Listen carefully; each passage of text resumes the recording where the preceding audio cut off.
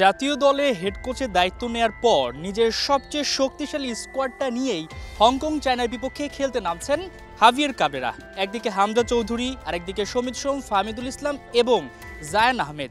এই দলটা নিয়েও যদি হাভিয়ের কাবরেরা হংকং চায়নার বিপক্ষে হারেন, তিনি আসলে কোন বাহানাটা দিবেন? বাহানা দেওয়ার কিন্তু কোনো সুযোগ নাই। হাভিয়ের কাবরেরাকে প্রশ্ন করা হয়েছিল, আপনার পুরো কোচিং ক্যারিয়ারে এটা কি সবচেয়ে চ্যালেঞ্জিং সময় কিনা?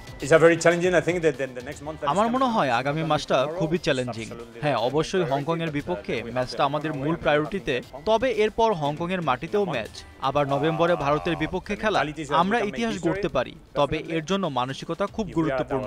আমরা আমাদের লেভেল জানি, যদি সেটা ধরে রাখতে পারি জয় ছিনিয়ে আনতে পারবো। আর আমি সবসময় স্কোয়াড নিয়ে খুশি, তবে গত কয়েক মাস বেশ কিছু প্লেয়ার অন্তর্ভুক্তি আমাদের শক্তি বাড়িয়েছে।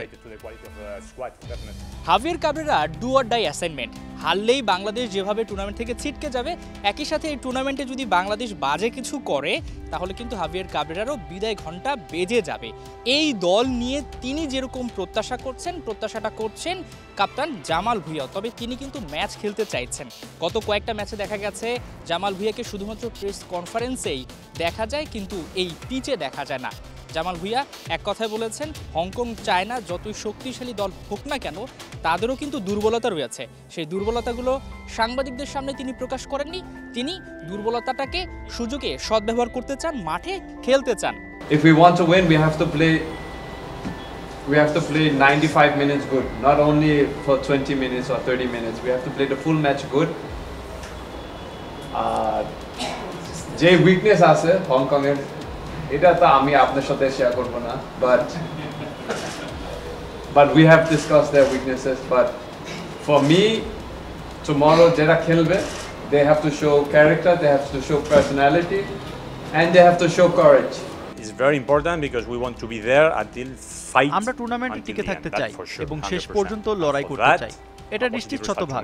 এর জন্য কালকে ভালো ফলাফল অত্যন্ত জরুরি। কালকে জয় না পেলে আমরা লড়াই করতে থাকব, তবে সর্বোপরি লক্ষ্য 3 পয়েন্ট আদায় করা।